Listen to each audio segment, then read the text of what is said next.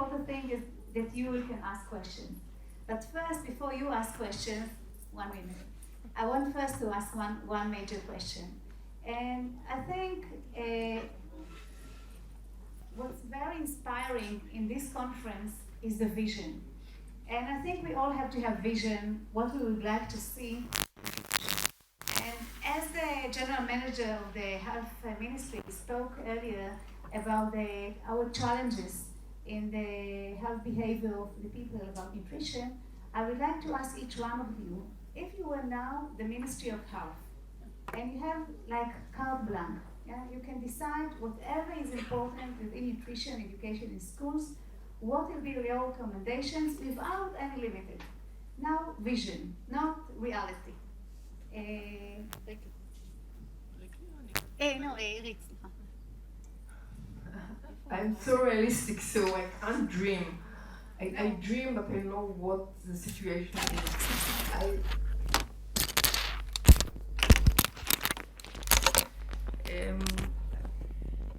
I don't know what to say. I'm sorry.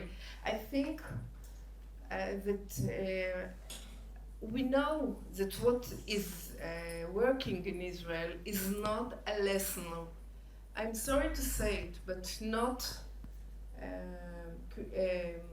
curriculum will change the situation. We have, and we saw good result here from Ronit and from Riki. If we are doing intervention program that included the parents, the staff, especially the staff, we can get change in the behavior. I don't know. My dream was what we decided to do together in Efshari Bari. I think, and Riki show it in her work, that if a school or a kindergarten works as a setting that it has promoting school or kindergarten, everything will be changed. It begins with the headmaster and the head of the kindergarten until the last child or student and his family. So if we want to succeed, we have to change the school to health promoting schools. And I want that we won't forget, it's not only the nutrition and health or education nutrition. We have a lot of subjects in health education that we have to integrate in our schools. So we're speaking about nutrition, but it's not the only subject that we have to integrate to the schools and kindergarten. I want to ask you another question. No. I want to add to this question another thing. We speak now a lot about health architecture and how the school has to be built in order that you can have a better education in a certain subject. So I'd like to ask Dorit about nutrition education and the health architecture of the schools of the future. How would you think will be the best way to have a better architecture of schools in order to have better nutrition education within schools? Okay, I will answer the two questions that you asked. As you understand, I vision, but I not only visionary. I think whatever I said 30 years ago are now shaking in Israel. Not because of me, because the situation is stronger than any power. The Japanese didn't have the program with the dietitian in school, but they began to have rising epidemics of obesity, and they saw that the children are losing all the culture. They understood they have to bring it back to school. And Irit, I invite you, because there is no other way. There is the right for nutrition, professional nutrition education. It's not less important than the right to food. Few years, 120 seconds. 20 years ago, it was not obvious that hunger will decline and eventually it will stop, because there is no other way. And the same is for the right for professional nutrition education. It was here when there was huge poverty. It's impossible that this will not be the situation. And I would like to say another thing. imagine that we take off the sports class. Would you give it? Would you let to take out the sport class? Anyway, you said, just a minute, you said it doesn't give us anything. Give us only 1 hour a week out of these 2 hours and extend the exercise whenever you want. Just a minute. The nutrition is nutrition, and it's a subject by itself. The impact of nutrition is amazing because every seventh person works in some kind of food relation in the future and so on. So my visionary architecture, every school has to have edible garden.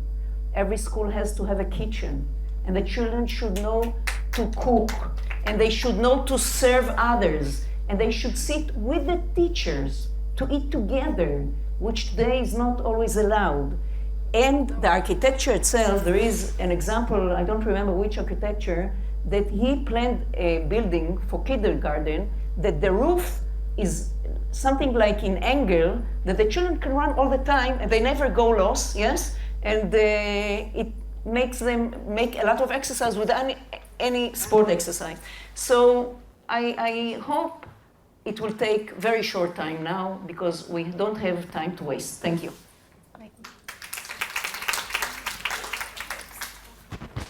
מה, את כל הזמן מדביקה את זה? אני אחזיק לך, נו. Okay. What I would like to ask from our Ministry of Education, who will be Baruch, you will be the one. I would like to ask just 1 hour per day for physical activity, for nutrition, for well-being of our children, not only for mathematics and on and on. Okay, so if I just saw him, I would say that this is so important for our children to have more hours for that. And of course, to have a course for the principals of schools to learn them what is health promotion.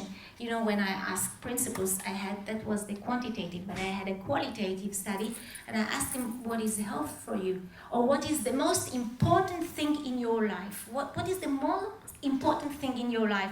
And they all say, what is the most important thing in your life? Health, of course, health, of course. It has to be health. Okay, so health, how it comes in your school, this important thing, health. And it's hardly, they even couldn't tell me what is health promotion is. Now they are great, they're doing a wonderful job, they're really doing a hard work. But when we're talking about health, that's exactly what we're talking about, health habits. Like it's part of our life. It's not something that you're doing it just for 1 year and you said, okay, this year we will work on nutrition. That's it. We say all nutrition right. is core curriculum exactly. from kindergarten to high school. Exactly. And about the environment that you talk about, so of course we're talking that, you know, some of the principals say, but you see, we don't have enough sports, a playground, or we don't. No, but you can do a fantastic with Ottawa Charter, you know, the strategy. You can do nice walls with nice pictures, with posters. You can do your school better environment for a healthy life for the students and for the teachers. I would like to I invite you to look at our website and to see what schools are doing now. And one more thing, from next academical year, in every college that for teachers and it will be obligatory 26 hours of health promotion studying. So in Israel, no teachers, the new teachers will not be able to get the certificate without health education academic course. So it will make also a change, and we are working on principles, I know it, but we have to work hard together to change it. Okay. So my vision, I would like that we believe in the impact of children and their ability to change. Because as we saw in the morning, we heard a lot about how to parents, for example, the mother, what I'm going to put in the bread, in the sandwich today for my kid. Chocolate or not chocolate, or to argument with the kid. I think this is not the way. The way is the children will choose, because he understands, because he can get tools, and we can be able to decide to, yes, I will bring a sandwich with chocolate, but only once a week, for example, yes. Because the child brought all the ideas at home to their parents. And the parents change their behavior because of their children. And I would like to remember the bigger project about Save the Wildflowers in 1956. Azariah alone was the head of the leader of the fight to save the flowers. And what he said that in the head of the army, that's what he said, in the head of the army was the kids. It began in kindergarten. The kindergarten teacher got the idea, and they move it to the children, and the children move it to their parents at home, and the children became the teachers of the parents. I think this will be the reason. Thank you very much. I can remind you, I did my dissertation on the history of the lunch program in Israel, and it used to be like that before. The children taught their parents about new nutrition habits in Israel, because people came from all over the world. They didn't know what to eat here, and the children taught nutrition in schools, and they taught their parents. So it was in Israel. It used to be like that. Okay, now I open the discussion to the public, so please. Okay. אולי תבואי לפה שנשמע?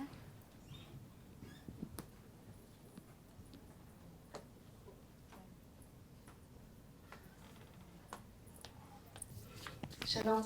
We didn't talk today or yesterday about the issue of eating disorders, which goes along with obesity. And with the rise of the obesity epidemic, we have a rise in eating disorders. So there is a very big intervention in Boston, inner Boston City, called Planet Health.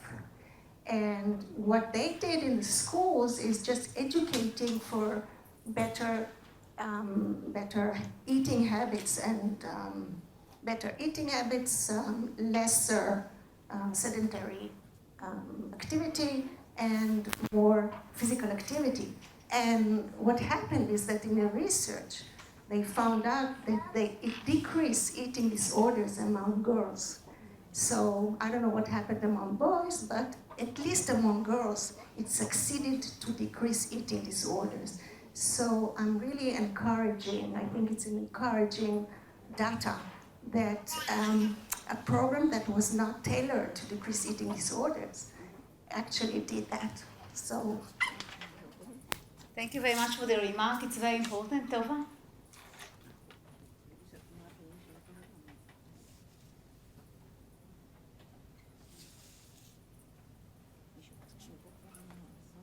People who want to ask questions, come here that we can...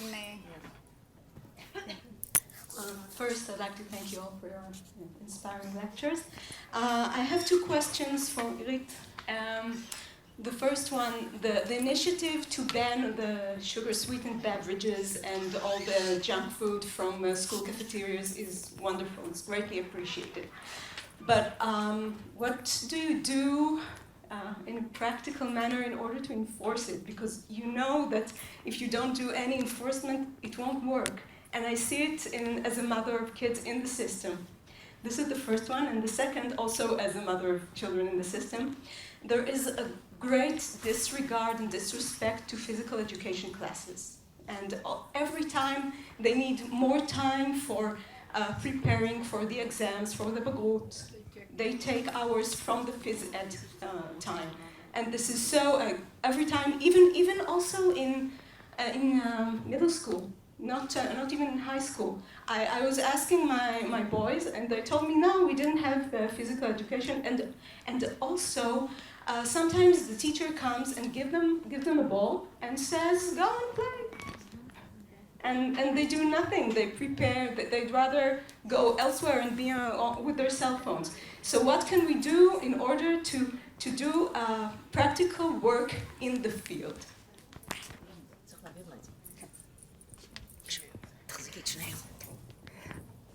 I know the situation. I am very sad with it. I know it. First of all, for the first question, we have to take steps of flow, and I think, first of all, I don't think that the supervisor and the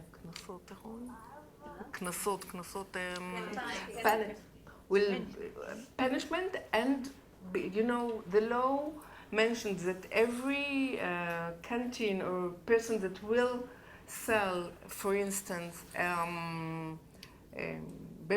sweet beverage, will have the penalty of 6,000 shekels immediately on time.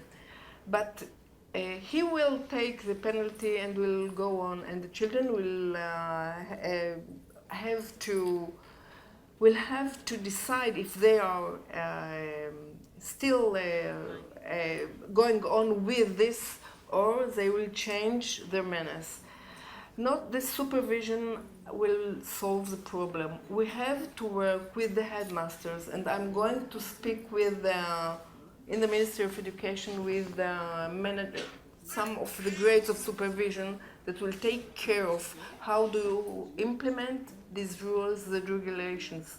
It's a hard work, and not the money will solve the problem. We are working about education and responsibility and sharing, and I hope we will change. About the physical education, I know it's a problem. Therefore, we are working, first of all, to change this and to add physical activity per day. So in the health promoting schools, we are doing it now to spread it all, and the children during the school time will have every day more than 10 to 15 minutes a day for a free physical activity to change, first of all, their ability and their fun from physical education. And we're working with the teachers, and we know it is a problem, and we have to solve it. But I have a question. Will it be free students will do it on their own, or will it be someone who will supervise and make sure they're doing something? Both. First of all, Just let them out, they won't do anything. No, they will. If you put some music and they are dancing, or Zumba, or whatever, they will do it. It will be supervised, but not as a regular lesson. If you want to have it as a fun, don't put a teacher in front of them. I just want to tell you, as a mother, I think that we all, as mothers and fathers, we have to be more involved in school with this issue with nutrition and physical education. Believe me, 20 years I was physical education teacher. When you have the parents with you and they say to the principal, listen, you can't take one lesson from physical education, and we all do it in a nice way, of course, not it comes from a nice way, it works. But now what happens that the parents, you invite parents to a nice lecture with kind of nutrition even, they are not coming. So we have food tastes. with the food taste, yeah. But all right, that's it. That draws people in. I always get free food when I get taste testing. Okay, that's a nice idea. That's a nice idea. Just to say a word about the sugary drinks, it's a matter of money. It's a matter of a lot of money. This is why we cannot get it out. So to say we will make education of the principles, while there is a lot of money there, and there is another thing that Professor Nessel mentioned yesterday, even if you change the sugary beverages to water, still the vending machine says Coke or whatever, which is every minute marketing to the children. So there must be a change, as the general director said. It has to be regulatory, otherwise it will not go on.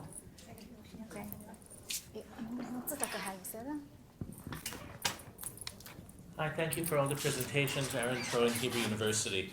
I don't think anyone in this audience would disagree with the message. Nutrition education is important as part of health promotion in the curriculum and in the ecological setting in the schools. We also heard that it's impossible to get the vision realized, at least by the Ministry of Education. What we haven't heard discussion of is what the effective barriers are. Because if we are to make change, advocacy is not sufficient. And if we're going to advocate, we have to bring in stakeholders who are going to push the political levers. And I haven't heard anything describing, not that nutrition is important, but what are the competition, what are the competing interests that the resources are going to, in terms of time, in terms of money, and in terms of political capital, political will that we need in order to prioritize this. So I'd be curious if the ministry representatives could actually address that. Okay, I can also add a thing, one moment, about what's happened in Sweden. In Sweden, they didn't have enough physical activity teachers, so they decided that all the teachers will teach physical activity, and it was a big failure. No physical activity was in schools. And that's in a bit what we are seeing with nutrition education, because if you don't have a crazy one who speaks about it in schools, a professional, then you have other urgent things. History, mathematics, other things that is important. But I want Professor Bernini to ask, and then everybody will answer both questions. Okay? This is more addressed to Dorit, Adler. Following also what just said the colleague from the Hebrew. Following this morning when the American experience was brought in the discussion, have you thought to use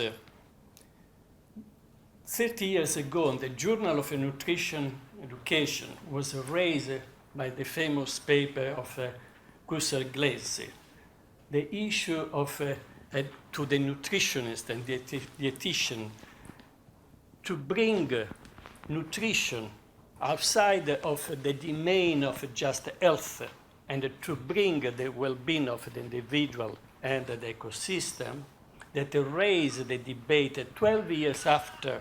And exactly it was what just was pointed out by the colleague of the Hebrew of the barriers that brought just this year on the publishing of the dietary guideline of the United States that came 30 years ago. From what I followed, I think in the vision you are dealing only just the problem that you have here.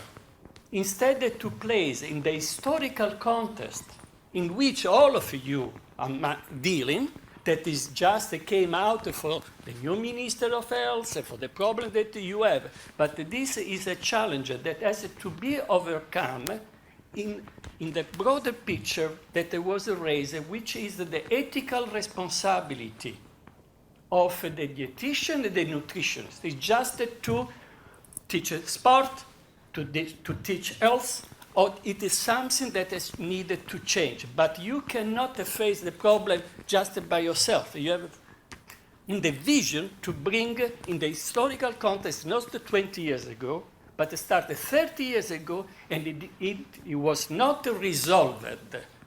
This time in the dietary American guideline, but the same expert of the panel of the USDA are working, is published in a new paper for the next one to show the scientific evidence that there is a need. Okay, thank you very much. First, I want Irit to answer.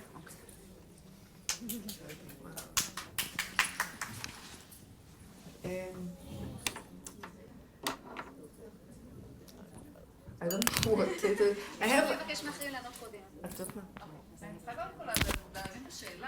אני גם לא כל כך, בגלל זה אני רוצה... אז דורית,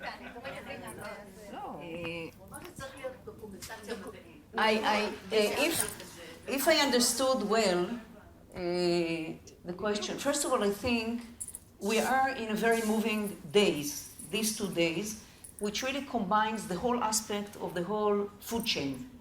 And we do think that dietitians should widen their visions and expertise. Also for teaching, they should be expert in teaching. They should learn how to teach.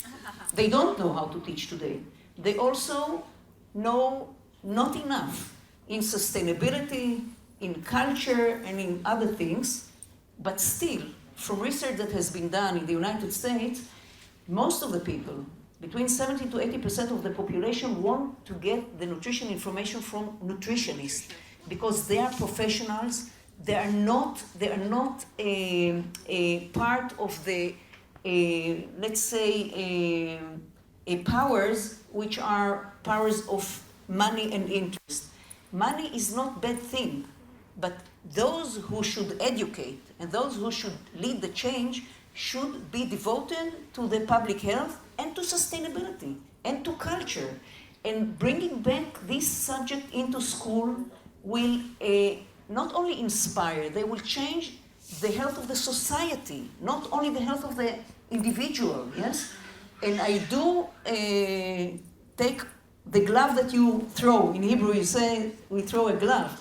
We raise it. I think the Israeli Forum for Nutrition Sustainability is one which, as you can see here, there is no,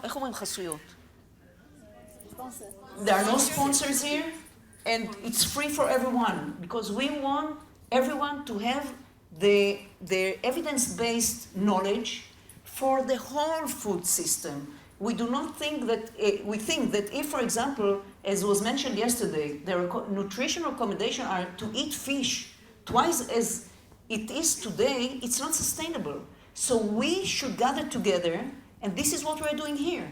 And I think we call for action, and I believe there is something going on today in Israel.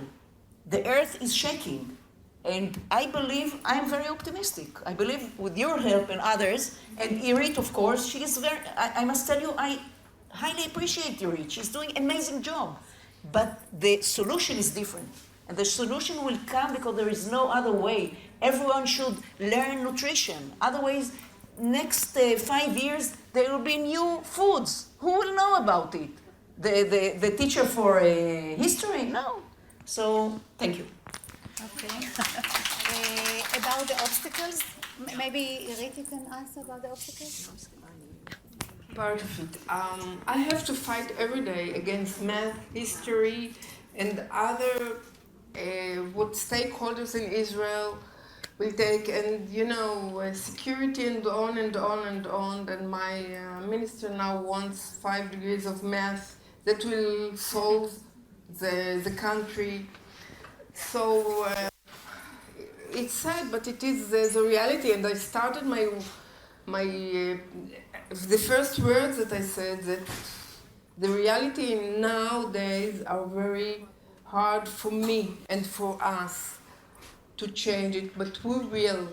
We try to base our work on research, but on facts every day to check what is the situation at schools and how we can change them. And I say again, if we want change, the population and the parents, it will be very, very hard to change the children.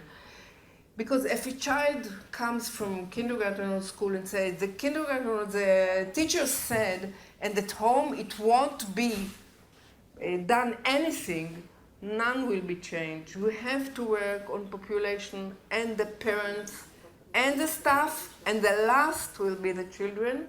And by this work we can make a change. No, it's part, of course, but it will be. How does the issue become politically important?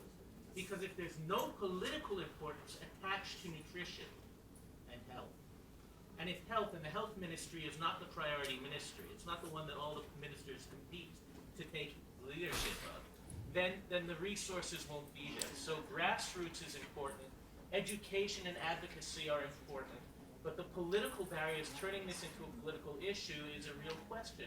And you live within this system.